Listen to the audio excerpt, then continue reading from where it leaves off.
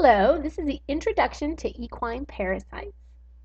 Your horse gets parasites through the basic parasite life cycle of eating grass that has parasite eggs on it. The eggs grow and mature into adult parasites inside the horse. Eggs are laid and the eggs pass out with the horse's manure and the cycle starts all over again. One kind of equine parasite is ascarids or roundworms. They mostly affect young horses as older horses acquire immunity to them. They live in the small intestine and they can cause coughing or inflammation or rupture of the intestine. Tapeworms also live in the intestine. They can cause colic and steal nutrients from your horse. Pinworms live in the end of the large intestine. When the females are ready to lay their eggs, they go out onto the horse's anus and lay their eggs, which causes the horse to rub its tail.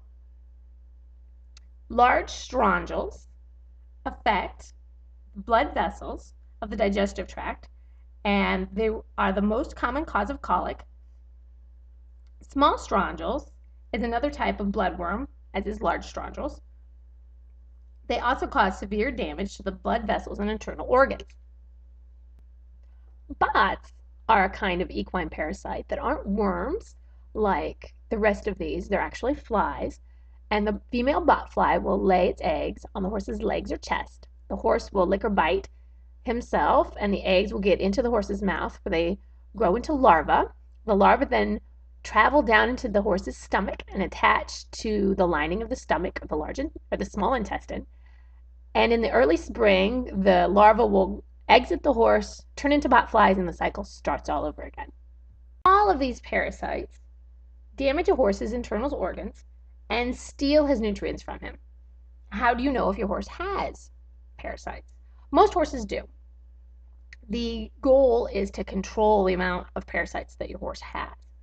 You can have your vet, or do it yourself if you are brave, a fecal egg count, where under a microscope they will count the number of eggs that are in the horse's manure.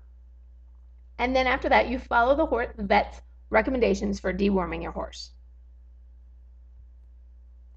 Other things you can do to help control the amount of parasites that your horse has is to limit overgrazing. Don't let pastures get grazed to the point where the horse has to graze near his manure, because the horses instinctively don't do that. You can manage the manure by spreading it out, by harrowing it and breaking up all the bits of manure. Harrowing allows the manure and the eggs to dry out during the hottest part of the year. You can also compost manure, and the heat, the temperatures of that can kill most internal parasite eggs.